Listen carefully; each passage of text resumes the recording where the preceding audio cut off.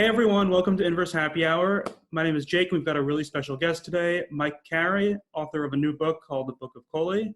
He's also written a bunch of great comics for DC and Marvel, and his novel, The Girl with All the Gifts, came out in 2014, was turned into a movie. So Mike, your book, The Book of Koli, just came out this week, or very recently, last week, I think. Yeah. And I know it's a trilogy. So what goes into starting the first book in a trilogy? What do you think about as you're creating a whole series in the first installment? Actually, I started off here by writing a short story, a completely self-contained piece for an anthology.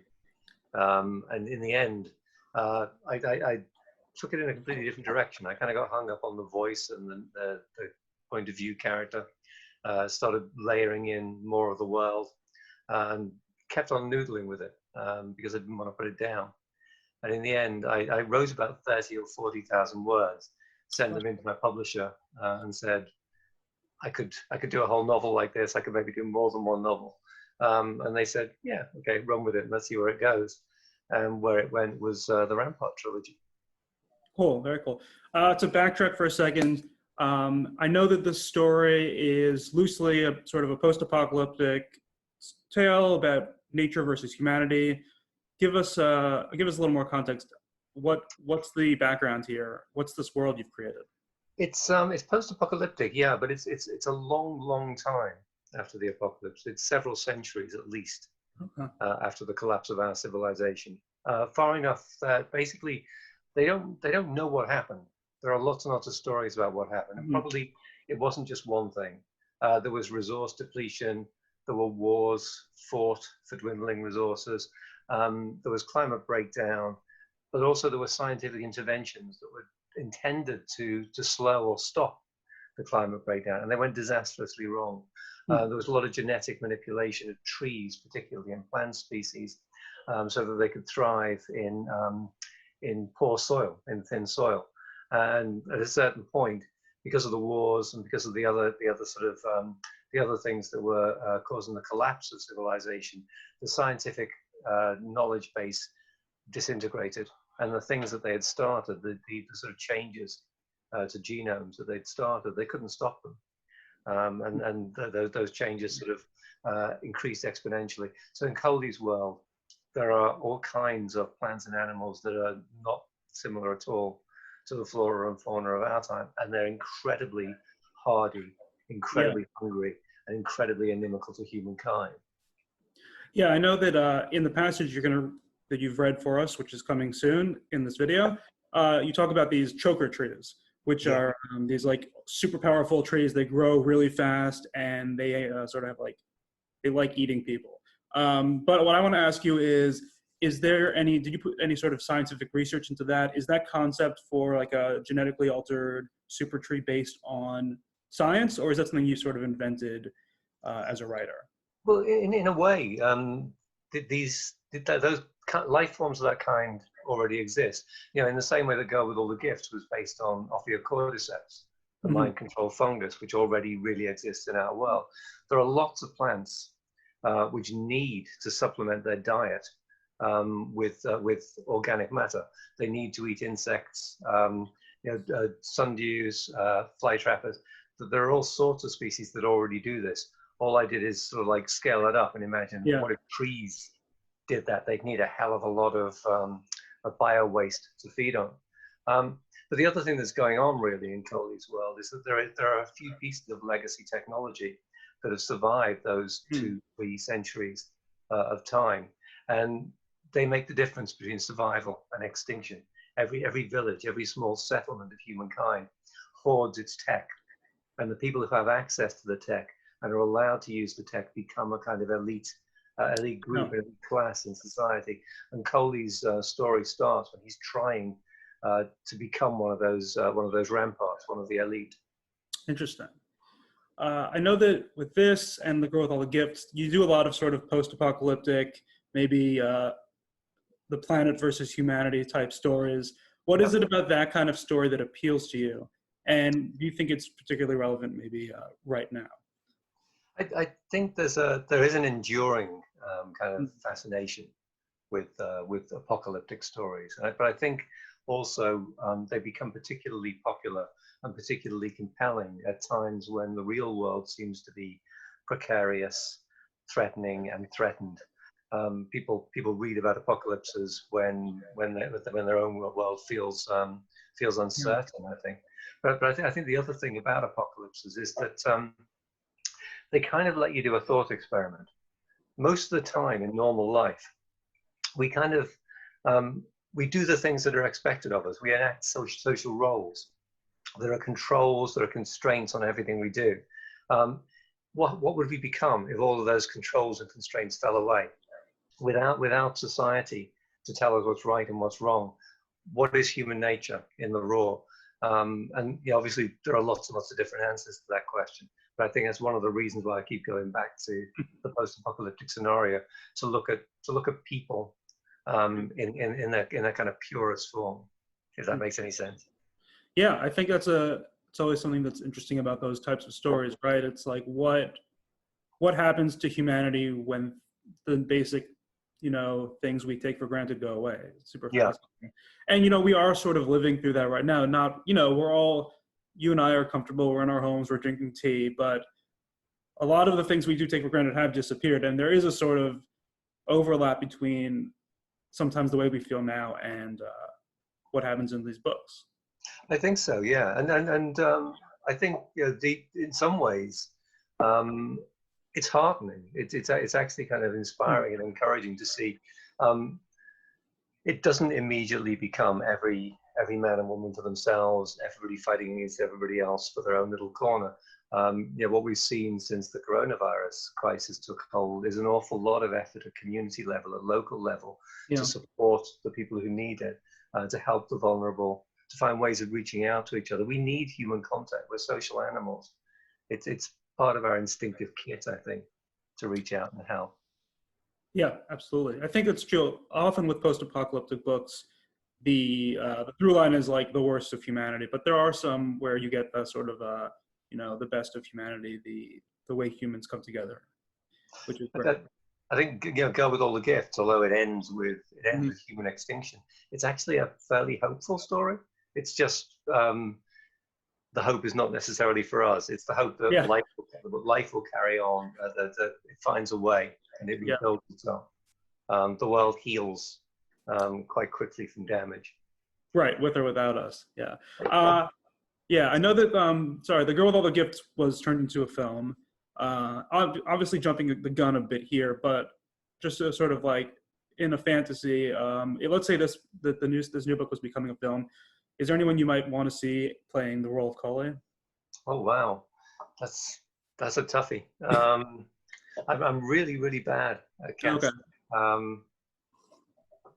How old is Koli? He's like a teenager in the book? Yes, he's about 15 when we first meet him. Yeah, which in his world is kind of, that's the moment when you have your rite of passage. You do your testing. You're allowed to pick up one piece of technology, and if it wakes up in your hand and activates, then you're a Rampart. I'm still thinking about who could play Koli. Sure. I'm terrible at that. So I am curious. Sorry, go ahead. Who plays Killmonger in Black Panther? Is that Michael B. Jordan? Yeah. Okay, Michael B. Jordan, around about the time when he plays Wallace in The Wire, young Michael B. Jordan. Ooh, I like it. But a really young Michael B. Jordan. That sounds amazing. I'd watch that movie, absolutely. All right, so I know that you've written some great books. You've also worked on some really great comics, and we love comic books at Inverse. I did want to ask about a few. You mentioned that you've got something new coming up with DC. Can you tell us a little bit about that? Yeah, I did a book. It's a mini series, and it's already appeared in store, but it gets its collection this September. Cool. All things being equal, it was called The Dollhouse Family, and it was one of the horror books from DC's Hill Houseline, which was created by Joe Hill. Mm-hmm. And it was really thrilling and really fun to do. It's a straight horror. It's about a little girl who's given a dollhouse, and at a certain point she realizes that not only are the dolls alive, but the house itself is alive, and the house is prepared. The house is prepared to grant wishes for her, but there is always there's a cost. it was great working with Joe. He's a really inspiring collaborator. And the other fantastic thing was it brought together a lot of the team who worked on the Unwritten with me. So Peter Gross, Vince Locke, Todd Klein. It just felt like the gang was all here again. Nice. Yeah, Joe's great. He's going to be on this show actually in a few weeks. So All right. hear that. So he's a good guy. I know that you've worked on a few sort of horror comic book crossovers. You did Hellblazer, Lucifer. I'm curious, what was that experience like, and also what's it like seeing those stories become TV shows? It was a wonderful experience. I mean, Lucifer was the first monthly book I ever wrote. I'd done a few miniseries before that. But I pitched Lucifer, and I can remember having a conversation with Neil Gaiman, who was the creative consultant for all of those Sandman Universe books, and he said, "You can't realize from the outside what a weird mix of planning and serendipity a monthly comic book is, and you just have to learn it by doing." And Lucifer was that experience for me. It was when I learned how to do a monthly book. It was also the first collaboration I ever had with Peter Gross, who one of my favorite artists and one of my favorite people. Just a wonderful visual storyteller. I'd write a scene in the script, and Peter would sort of like he'd look at it and he'd think of 100 better ways of telling that story, and he'd call me up and we'd talk it through. His imagination is amazing, but his art is always in the service of the story. Which is a fantastic thing. Seeing it become a TV series, it's been lovely. I don't think the TV series is all that directly indebted to the comic. It's a different take on the material. But then I think any adaptation is always a reinvention. You look at some stuff that's cool in this version, and you take it across into another space, and you find other ways of doing those things. Or you find a different direction to come into the material. Speaking of adaptations, I know you've also done some really great work on the X-Men, and with the X-Men returning eventually to Marvel's movie universe, I'm curious, is there any X-Men story, something you wrote, something someone else wrote that you love, that you would like to see as a movie? Oh, it would be lovely to see Messiah Complex. Oh yeah, that's a great one. That was a really fun crossover to work on. In terms of my own work, I would love to see Age of X done as a movie or as a TV miniseries. I think what Jonathan Hickman is doing with the X-verse at the moment is incredible. It's really fun, really exciting. It just feels fresh and new. Yeah, it's like a real X-Men renaissance happening right now. That's great. All right, well, one more question, which I've been asking everyone. We're all stuck in our homes. We might be a little bored. Do you have any books or movies or even video games that you have been enjoying that you'd recommend to people as something to keep busy? So we're working our way through The Expanse. Oh, great show. The end of season 2. So we've got 2 more seasons still to come, and I just love the sort of big balls out space opera epic feel of The Expanse. It just keeps on getting bigger and bigger, and it's got compelling character arc, brilliant performances, and spot on scripting. So I think that's a fantastic genre series. We're watching every episode of Better Call Saul as it comes out, which for my money is every bit as good as Breaking Bad. Everyone says that I need to catch up. I feel bad about that. I think Bob Odenkirk is just always brilliant. Have you come across a series called Undone? Oh yeah, I loved it. Absolutely. Yeah. He's great in that too. He is fantastic in that. Even as a cartoon character, he's just utterly mesmerizing on screen. In terms of books, I'm rereading Hilary Mantel's Cromwell books. Okay. Wolf Hall, Bring Up the Bodies, and I'm moving on to the Mirror, The Light in the Mirror. I almost never read historical fiction. My comfort zone is horror, sci-fi, fantasy. But somebody gave me Wolf Hall, and it's an astonishing feat of world building. And Cromwell is one of the great fictional creations. Every moment you spend in his company is a pleasure. In terms of games, I always play Sonic the Hedgehog. Whenever I want to de-stress, I just go back to the original Sonic game. Nice. All right. Well, thank you so much, Mike Carey, for joining me on Inverse Happy Hour. It's really a pleasure. Stick around because we're going to hear a special reading from the Book of Koli, which is out now, and you can pick it up wherever books are sold or just order it online. And again, if you've enjoyed this, check out the other videos, subscribe to Inverse, and we'll be back with more very soon. Thanks, Mike. Cheers, Jake. The Book of Koli. Everything that lives hates us, it sometimes seems. Or at least they come after us like they hate us. Things we want to eat fight back hard as they can and oftentimes win. Things that want to eat us is thousands strong. So many of them that we only got names for the ones that live closest to us. And the trees got their own ways to hurt us, blunt or subtle, according to their several natures. There's shun men too, that live in the deep forest and catch and kill us when they can. Nobody knew back then who they was, whether they was just the faceless that had been thrown out of other villages, or if they had got a village of their own that was hid somewhere, but they was monstrous cruel, and worse than any beast. Against these things, we of Mythenrud, like every settlement of humankind, put up walls, hollowed out stake blinds, set sentries, tried every way we could to pitch our own hate against the world's hate, giving back as good or bad as we got. We digged ourselves in and weathered it, for what else was there to do? Each season brung its own terrors down on us. In winter the cold could freeze your fingers off if you weren't wary, and snow fell on top of snow until you couldn't make your way without web spreads or walkers. The snow was mostly just water set hard, but sometimes it had silver in it, and that was dangerous. If you drank snow melt and didn't sieve out the silver first, it could make you sick in your stomach. Old ones and babies could even die of it. In spring the snow thawed, which was a mercy, but sometimes, maybe one time in 4 or 5, it would be a choker spring, and you would get something else coming alongside the thaw. Of all our mortal threats, I was most mightily afraid of the choker seeds, because they attacked so fast and were so hard to fight. If a seed fell on your skin, you had only got a few seconds to dig it out again before the roots went in too deep. After that, there wasn't nothing anyone could do for you save to kill you right away before the seedling hollowed you out. In Mythenrud, our answer to that was to try to stop the seeds from falling in the first place.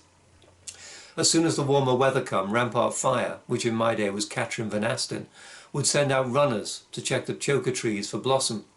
If they found any, she would strap on the fire thrower and walk the forest. Rampart Remember would plot her route, and 10 strong spearmen would journey at her side while she burned out the blossoms before the trees could seed.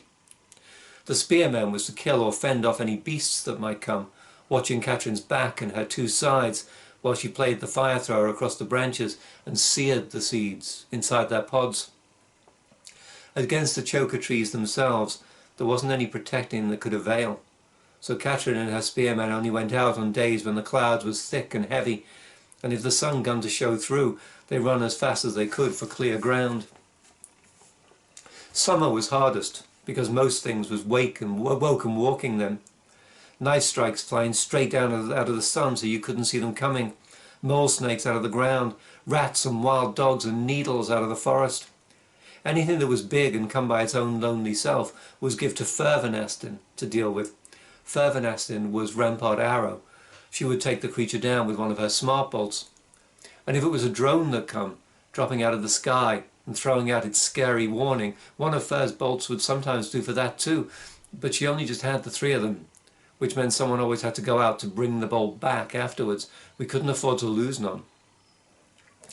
If wild dogs or rats or knife strike swarms come, we had a different way, which was Rampart Knife.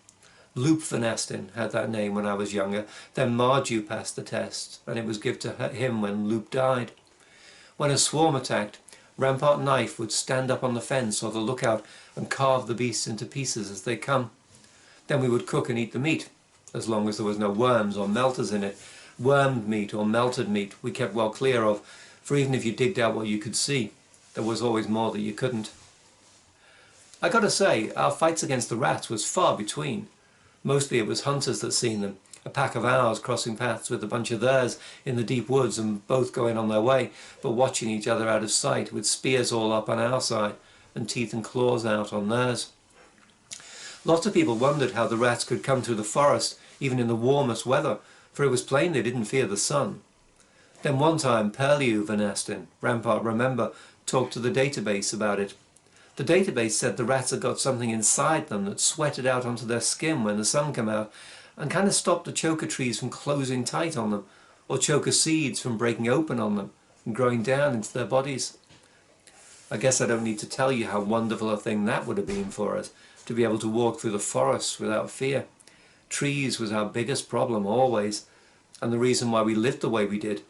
The reason why there was a clear space inside the fence 50 strides wide that we burned with fire and sowed with salt. The reason why we never went out to hunt, except on days when there was rain or overcast, and why the dog days of summer meant dried meat if you was lucky, root mash and hardtack if you wasn't. The reason why we've seen the world as being made up out of 3 parts, which was the village, the little strip between the fence and the stake blind that we called the hearth outside, and everything else beyond. Choker trees growed fast and tall, and they growed in any ground. The onlyest way to keep them back was to uproot or burn out every seed that fell. If a seed landed in the ground and no one's seen it, it would be 3 feet high by Loctide and taller than a man come morning. I know it wasn't always like that. If you're going to tell a story about the world that was lost, you'll most likely start it with, in the old times when trees was slow as treacle. But our trees wasn't like that at all. Our trees was fast as a whip. If you come across one tree by itself, that didn't matter so much. You might get a whack, but you could pick yourself up from that. If you was out in the forest though, and the clouds peeled off and the sun come through with no clearing close by, then Dandrake help you. The trees would commence to lean in on you from every side, and pretty soon there'd be no room for you to move between them. Then they'd close in all the way and crush you dead.